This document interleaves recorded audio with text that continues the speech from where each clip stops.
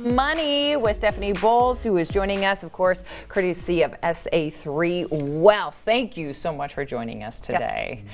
All right, so kind of a hard topic that kids sometimes need to have with their parents, and that's some red flags of when we need to say, hey, maybe someone else needs to be making decisions about your finances. Why is this such a hard conversation? Is it because we're switching roles? The kids are now becoming... Yeah, the baton is being handed off. The parents, in a way. Yeah, I still go home and my mom still tries to be mom, and they still feel like that's their job, is to take care of your kids. So when you do have to change those roles, it is difficult. Plus, you know, parents may already realize they're starting to have less capacity, either mentally or physically. So when you finally make that switch of, hey, we need to start reviewing and helping with finances, it just seems like it's that kind of maybe last leg of that journey of independence. Now, is there anything in particular that would trigger like an obvious choice, that time to sit down and talk to mom or dad about, hey, listen, let me help you take care of your finances? Yeah, what are some of those red flags? So I would say by far just be observant. Some red flags to look for would be piling up mail, bills that aren't being paid.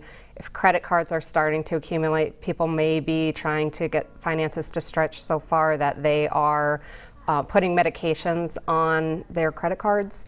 It could be they're doing a lot of home shopping, or Amazon's so easy to point Amazon and click. Probably and be a big culprit. Yep. So, you know, look for accumulating now, how would you? Coming in the mail. What kind of conversation would you have with your parent, because you obviously would need access to take a look and keep an eye on some of these numbers? What would be an easy way to say, hey, let me look at your finances, let me look at your account to keep an eye on it? You don't just say it that blunt, do you? No, you don't. I mean, every family is different. I suppose it depends on your relationship. The biggest thing is kind of look for those red flags of, you know, have they started new medication that has side effects? Are they going through a loss of a loved one, that depression? They might be trying to fill a hole with something. You know, are they having some mental capacity of, are they forgetting some things? So there's some red flags to kind of look for, of changes in behavior, changes in health, changes in social settings if they're not going out anymore, or they're not getting involved in the community as much. Those might be some depression signals that they're trying to fill that hole somewhere else. Absolutely. I know my parents still use it, the good old checkbook that you don't always see as much anymore with everything moving to technology, but just by glancing at that, you might be able to see, are they still doing, you know, checks and balances? Does it still look the same as it did for so many years? And are they still able to balance their checkbook? Balance If it's not balancing, you know, maybe there's expenses that aren't accounted for. You know, 80% of phone scams are over the age of 65. So, you know, there's a high probability that if they're over age 65, they're more of a target. Especially if they're lonely. That might be a conversation you need to have with your older parent as well, saying make sure you don't fall for any of these, because they are very believable. Yes, and easy things that you can do too is a lot of education. You know, the technology is very different today than what they grew up with, of making sure they're on the do not call registry. If they're on the computers, teaching them about, you know, email phishing scams, and, you know, there's not a prince in Somalia who has money for you. You know, things like that, to just, if it sounds too good to be true, it probably is. It doesn't matter where you've heard it, whether it's a mail sweepstakes, a phone call, or an email type thing. Yeah, you're going to probably hear yourself saying a lot of things you heard your parents telling you. Which is always kind of that weird reversal. Yeah, that kind of the reversal that's happening. Okay, so maybe we've noticed some of these red flags. What can we be doing so that we can continue to use our money in a smart way for our parents? First thing, if there is a concern of failing capacity, hopefully ahead of time you've gotten what are called powers of attorney, durable powers of attorney, that help you have financial control of someone's finances for them.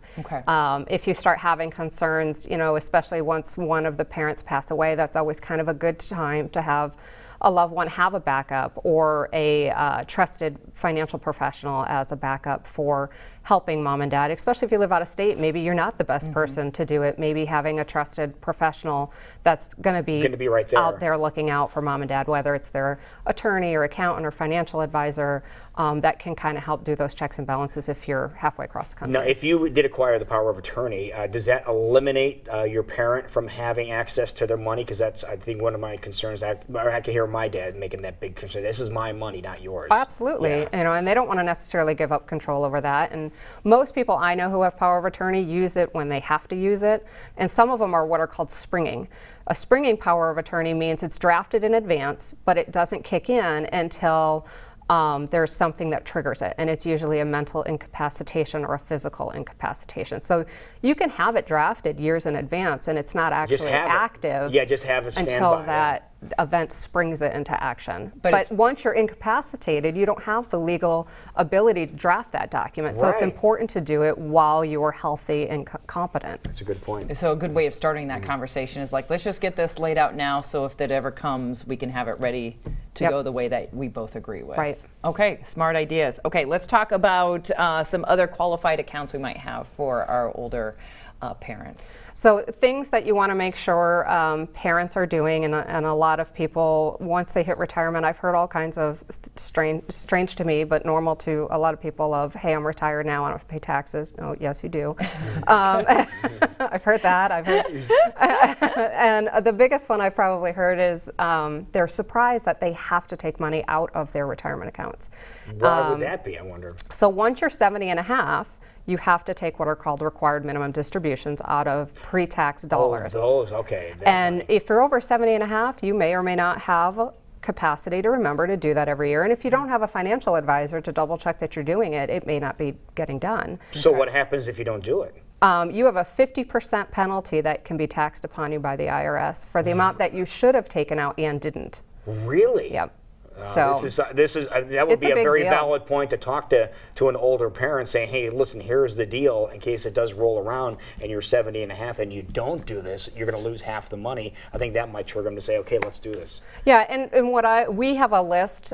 We get this time of year is a good time to start doing that, having that conversation with the parents, because most parents have some sort of retirement account, of saying, hey, you know, now that you're 70 and a half, did you take out your RMD? And you can get it set up so that most companies will allow you to, once you turn it on, you can put it on autopilot where it just distributes out automatically every year, so they good don't idea. accidentally miss it. So if you can put it on autopilot where it's automatically distributed every year, So they would preferably to their bank account and not send them a check. So it would take the money out and place it someplace where it's accessible to them. Right. Usually okay. we have it deposit straight into their idea. checking account. So it's a non-issue once we get it started, it's on autopilot.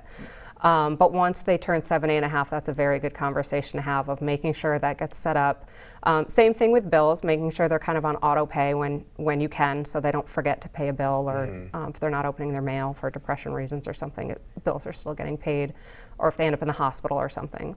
So the autopilot for RMDs and bill pay is really pretty helpful. A smart way to go, even for all ages. It's that's nice great to have idea. those Yeah. Auto pay for us is a opportunities. So we're getting close to the holidays where families are starting to come together. It sounds like the biggest thing is just be observant Yes. and see if you can get that conversation started. Right, yeah, especially for the powers of attorney. It's a great way to start having that conversation because it's non-invasive, it's just a responsible thing to do, and it doesn't mean that you're taking over their finances now. It's just in the event that something does happen, we've already got the document ready to go. We don't have to go to court and have conservatorship ordered by a court, which takes time and it's stressful. And so it's a good stepping stone to having that conversation of the next steps for when that day should come. I love that. As always, you have some great ideas. I was going to say, if we're needing some further advice from a financial advisor, I know you guys are always great about that. Have a cup of coffee and let's lay some things out so we're on the right path. How can we get in touch with you? Our contact information is on our website, SA3wealth.com. We do free reviews. We have conversation with clients all the time. Sometimes it's easy stuff that we can help them right on the spot. Sometimes they need, prolonged assistance. So it's a wide range of opportunities that we work with them with. All right, so go check them out online, as you heard there, SA3wealth.com. Set up an appointment and really be smart with your money. At our age or our parents' age, we all need to be looking at our finances. Thank you so much for joining us today. All right.